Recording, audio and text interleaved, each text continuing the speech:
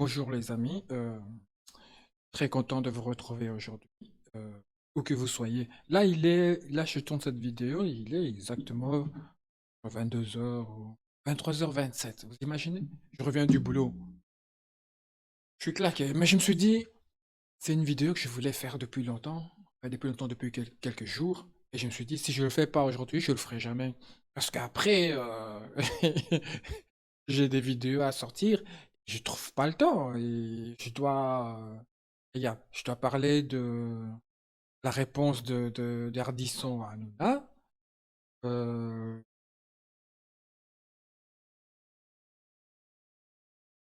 ah ouais, un documentaire intitulé Le standard de l'éducation sexuelle en Europe. Ça, c'est un truc, il faut absolument que je vous en parle. Il faut absolument qu'on en discute. Quoi d'autre? Thierry Ardisson, je vous ai dit. Euh, Il y a, il y a l'autre là dans TPMP qui voulait absolument punir les parents. Ouais, ouais, les parents doivent-ils être punis des délits et crimes commis par leurs enfants? C'était sur un TPMP, Abou, là, Abou, le gars qui a la camionnette, la pim pim, tu vois. Ouais, il faut punir les parents. Enfin bref. Donc voilà, j'ai encore quelques vidéos à sortir, mais je trouve pas le temps. La vie professionnelle oblige. Donc voilà, les amis, quoi qu'il en soit. Donc, en fait, j'ai un pote qui m'a dit, mais comment ça se fait que tu ne fais plus de vidéos sur la Palestine et tout? J'ai dit, les gars, écoutez, faut arrêter. Faut arrêter. Faut pas blaguer avec ça. Faire des vidéos sur le TPMP, rigoler, rigoler sur leurs conneries, corriger leurs conneries, enfin, donner mon avis sur leurs conneries ou sur d'autres sujets, c'est bien beau tout ça. Ça, pas de souci. Et le conflit israélo-palestinien, c'est pas une blague. C'est pas une blague, c'est pas ouais, je fais une vidéo sur le conflit et tout pour que les gens regardent. Non, non, non, faut pas déconner avec ça. Là-bas, il y a des gens qui meurent sérieusement. Faut pas blaguer, il y a des gens qui crient famine, il y a des gens qui mangent pas, qui ne boivent pas, il y a des gens qui sont déplacés, qui sont pris chez eux, qui ont perdu leur maison, ils savent même pas s'ils vont revenir. Donc, non, non, non, non, non, non, j'ai dit à mon pote, écoute, c'est un sujet sensible, c'est pas un sujet où il faut faire une vidéo parce que je suis youtubeur et il faut que je sorte des vidéos. Non, non, non, là je suis pas d'accord. Donc c'est quand j'ai un sujet moi qui me touche voilà, j'ai des trucs qui me passent en tête. Oui, ok, là je le dis, mais je ne fais pas une vidéo sur la Palestine parce qu'il faut que je fasse une vidéo sur la Palestine, on se comprend bien. Donc voilà, mais quoi qu'il en soit, ceci dit, cette fois-ci, je voulais faire une vidéo sur la Palestine, mais elle sera pas longue, elle sera très courte. C'est juste pour dire que les activités de l'Israël, de Tzal, ben, sa petite guerre qu'il fait là, ça ne donne pas de résultats positifs. Donc il faudrait à un moment donné que l'opinion des riches, en tout cas pas les nôtres, parce que nous les nôtres, on le montre déjà assez, mais l'opinion des puissants, il faudrait que ça change un peu d'un côté, qu'ils se rendent compte que Israël, ta technique là n'apporte rien. En fait, Israël est en train de faire une guerre. Il fait une guerre avec Israël. En fait, c'est pas avec les Palestiniens qu'il fait une guerre. Il fait une guerre pour montrer à son peuple qu'on a commis une erreur. Regardez comment on réagit. Regardez comment on vous défend. Regardez votre armée, comment elle est puissante. C'est une façon qu'ils essayent ben, de récupérer ce qu'ils ont perdu par rapport à leur peuple. Ok. Et en même temps, ben oui, ils profitent de ça pour... ils veulent grignoter de terre. C'est mon avis. Et parce que la manière dont ils sont en train de chasser les Gazaouis, pour moi, oui, en espérant de grignoter encore un peu plus de terre. Parce que maintenant, apparemment, les otages ne sont pas vraiment la nécessité absolue. Alors c'est quoi alors? Si les otages sont plus si nécessaires que ça, parce que c'est comme ça que je le comprends. Je le déçois, euh, je trouve que c'est décevant qu'ils pensent comme ça. Arrête la guerre, mets-toi sur la table, négocie, récupère les otages, parce que ces gens-là, c'est une vie. Une vie est une vie doit être protégée, qu'elle soit une vie palestinienne, une vie israélienne. Et ces otages-là, c'est des gens qui vivent dans la peur, dont leurs familles aussi vivent dans la peur. Donc, s'il faut récupérer ces otages, il faut les récupérer. Et la seule manière pour les récupérer, c'est arrêter la guerre et s'asseoir et négocier avec Hamas, que vous le voulez ou pas. Donc, pourquoi je dis ça? Parce que je suis tombé sur une vidéo, là. Maintenant, moi, je me méfie toujours des vidéos qui sont sur le net aussi, hein. Parce que voilà, maintenant, aujourd'hui, avec les trucages et tout, voilà, on sait jamais. Mais bon, heureusement que je suis pas seul. Il y a vous, vous êtes là aussi pour pouvoir dire que c'est vrai ou c'est pas vrai. Donc, je vous montre cette vidéo. Moi, elle m'a choqué. Moi, elle m'a choqué. La riposte. En ce moment, c'est la question des otages. Est-ce qu'elle complique la riposte? Non. L'opération israélienne se déroule, elle va se dérouler et continue à se dérouler comme s'il n'y avait pas d'otages. Mais évidemment, nous prenons également les otages en considération. Nous voulons qu'ils reviennent à la maison sains et saufs. Allez-vous tenter d'aller les récupérer? Mais ceci, excusez-moi, mais ceci ne va pas être un frein à l'opération contre le Hamas dans la bande de Gaza. Allez-vous tenter de récupérer ces otages? Je préfère ne pas répondre à cette question. Est-ce que la population israélienne doit se préparer au sacrifice de ces otages? Je préfère ne pas répondre à cette question non plus. C'est bon, Arthur? Donc, donc c'est là. C'est ça, en fait. Donc, là, je comprends plus rien. Moi, je suis perdu. Alors, faut m'aider, les amis. Moi, je suis perdu parce que il n'y a pas longtemps d'ici qui disait on va aller chercher les otages, ils doivent revenir, quoi qu'il arrive, on ramènera les otages à la maison. Il y a quelques temps d'ici, il y a 1 ou 2 jours, parce que vraiment, je ne retrouve plus le lien. Enfin, voilà, je rentre à 22 heures, je suis fatigué, je n'ai pas le temps de chercher. Je suis sûr que si je cherche sur Twitter, je vais retomber dessus. Mais il n'y a pas longtemps d'ici, on disait que Tsahal avait tué 3 otages qui sont sortis avec un drapeau blanc.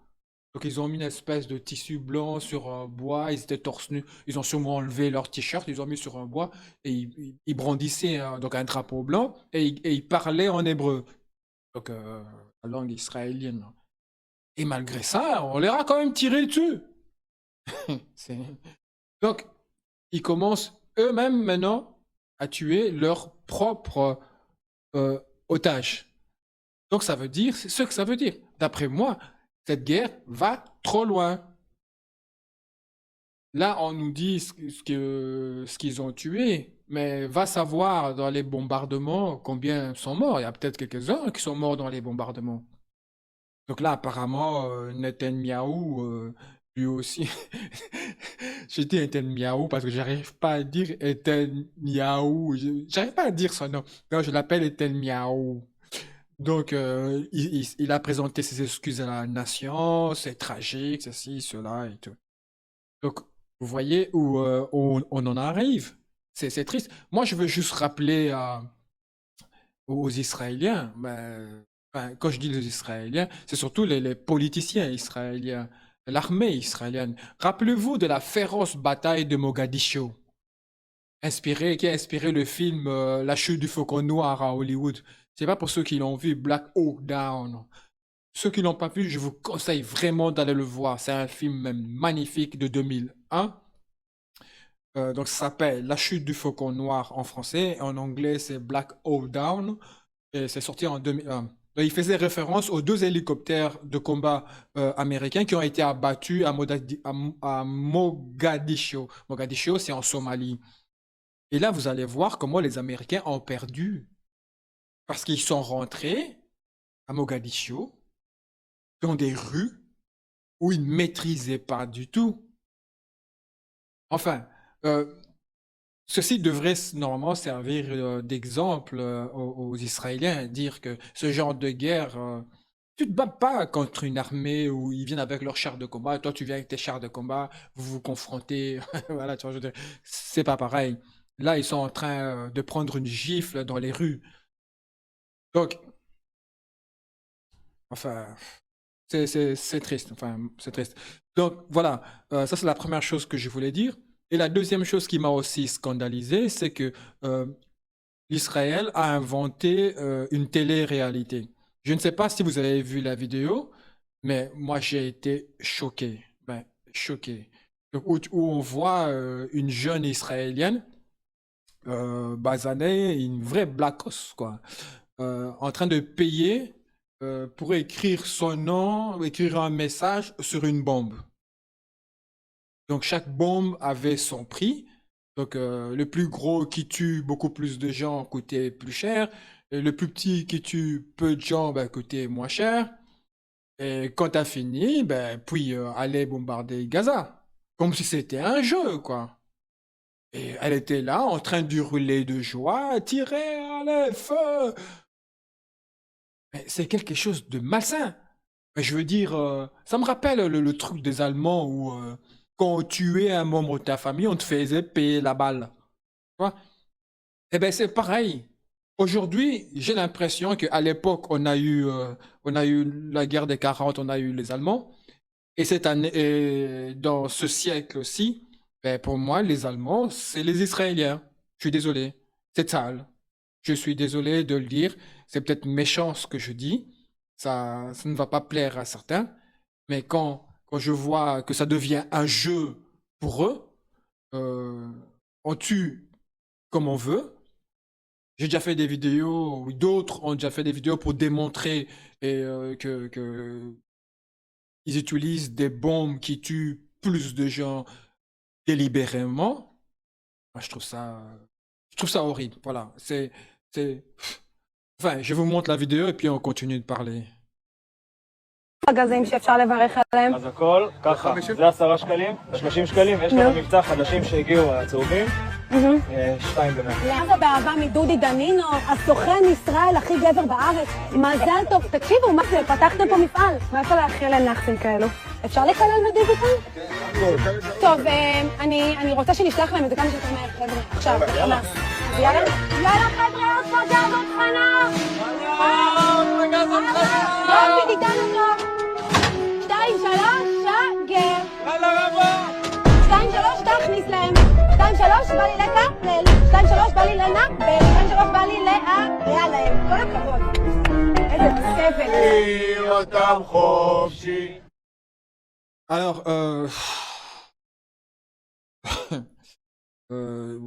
je sais même pas quoi dire. Je ne sais pas si cette vidéo est vraie ou fausse. Elle me paraît vraie. Là, là, on n'est plus dans une guerre. C'est un jeu. C'est un jeu. Donc, ils essayent de rentabiliser la guerre. Vous imaginez? Donc, tu viens, tu achètes une bombe, tu mets ton nom, tu mets un petit message, tu le mets en bombarde. Tu sais même pas qu'est-ce que ça tue là-bas. Ça tue peut-être des enfants. J'en sais rien. La bêtise humaine.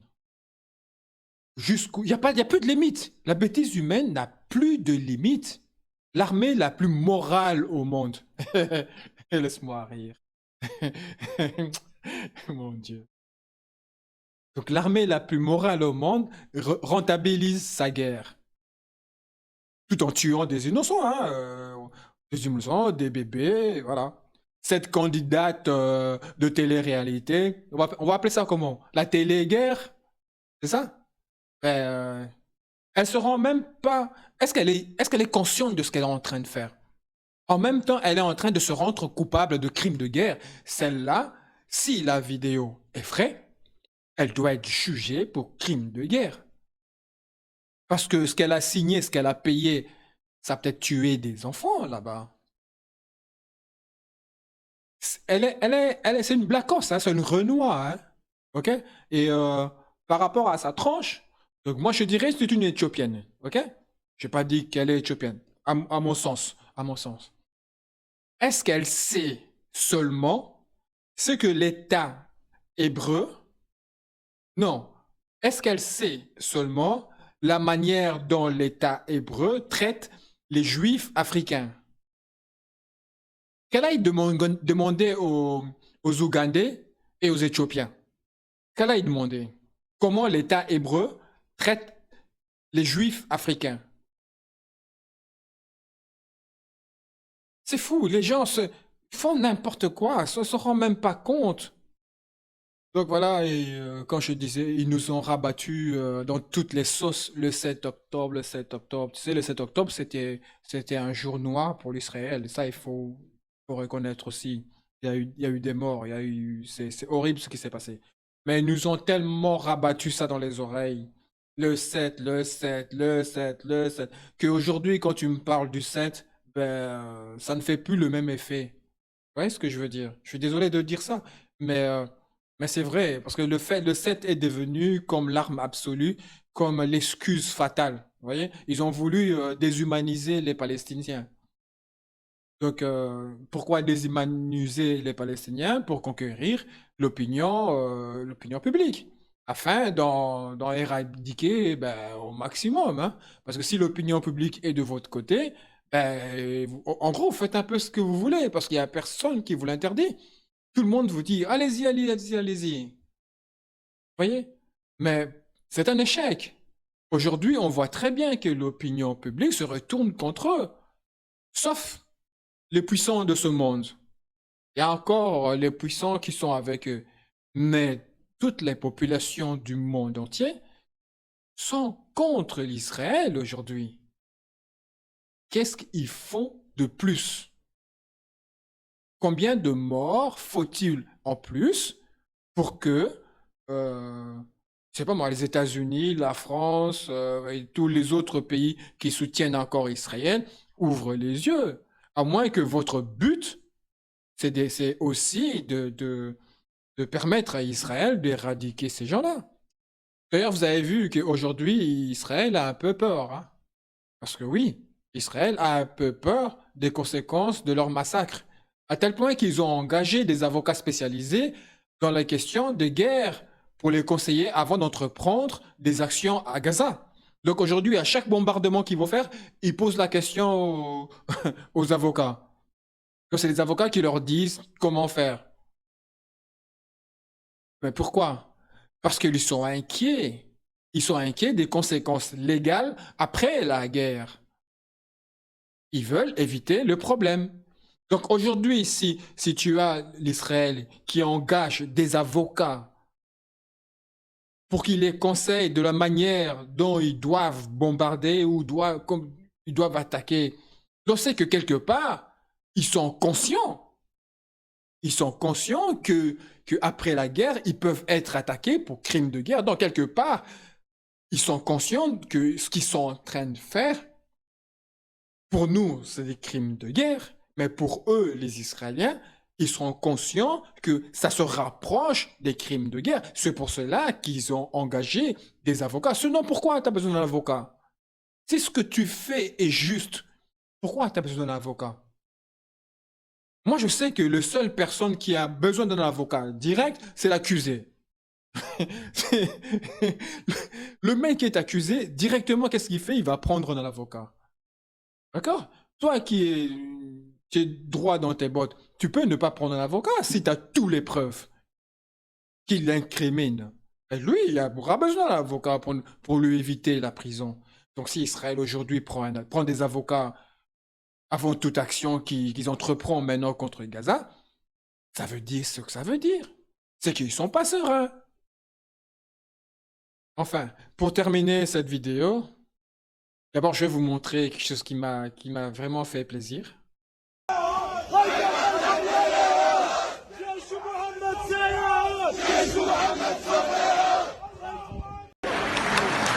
Voilà, j'ai jamais vu autant de monde dans cette petite rue de rien du tout pour protester contre la complicité de la Belgique avec...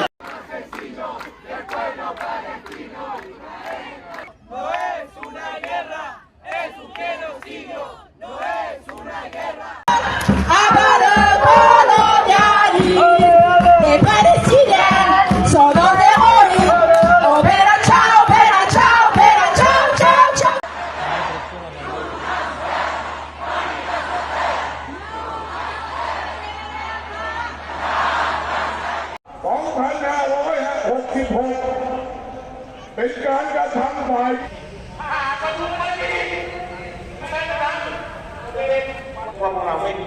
desde Guernica, desde la memoria histórica de nuestros muertos, heridas y destrucción. Desde Guernica a Palestina, desde Guernica al mundo, queremos decir que después de todo lo vivido... Alors voilà, comme vous voyez donc dans la dernière vidéo, apparemment ce sont les actrices de la Casa del Papel. Donc, vous avez vu le film, hein? J'avais vu que le premier, j'ai pas vu le deuxième ni le troisième. Quand j'ai vu qu'il braquait encore une banque, j'ai dit ouais, vous avez braqué une banque, ça va pas me braquer une deuxième, hein. J'ai arrêté de regarder. Donc là, ce sont les actrices de Casa del Papel. Et voilà, qui s'impliquent, qui se manifestent, qui viennent dire ce qu'ils pensent. Alors, ils sont où les actrices et les acteurs français, allemands, belges, israéliens? Parce qu'il y a des Israéliens qui sont contre aussi. Je sais pas, hollandais. Ils sont où tous ces gens-là? Ils sont où tous ces millionnaires français du monde du football?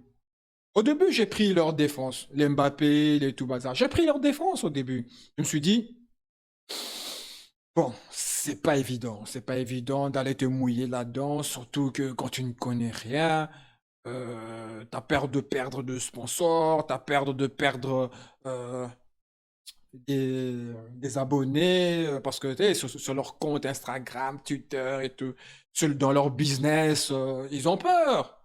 Au début, ça, je me disais ça. Quand on les attaquait là sur TPMP et tout, je disais ça. Je disais, hey, oh, oh, attention, parce que eux, ils ont beaucoup à perdre. Donc, laisse-leur le temps de prendre leur temps et de faire une communiqué à leur manière. Regarde Benzema, quand il a pris parti, tout le monde lui est sauté dessus. Mais pour autant, ça ne lui a pas fait perdre ses sponsors, hein. Il continue sa vie normale, hein. Ça n'a pas eu une grande incidence. Alors aujourd'hui, ben, ouais, aujourd'hui, je me retourne un peu contre tous ces footballeurs-là. Je dis footballeurs parce que j'aime le football. Voilà, je vis football. C'est pour cela que je parle d'eux. Parce que dans les acteurs, tu as Angelina Jolie qui a parlé, tu as ceux-là qui parlent. Il y a beaucoup qui osent parler sans peur des conséquences. Donc aujourd'hui, donc les Mbappé, les Griezmann, tous ces grands joueurs français, belges, hollandais, allemands, ben oui, je commence de plus en plus à ne pas comprendre leur silence. Voilà les amis, ce que je voulais dire sur ça. Bon, vous savez bien ce que je pense de cette guerre. Inutile de rajouter plus. Les amis, continuons à nous abonner. Et il est tard, allez au lit. Allez dormir. Et on se voit à la prochaine vidéo. Ciao les amis.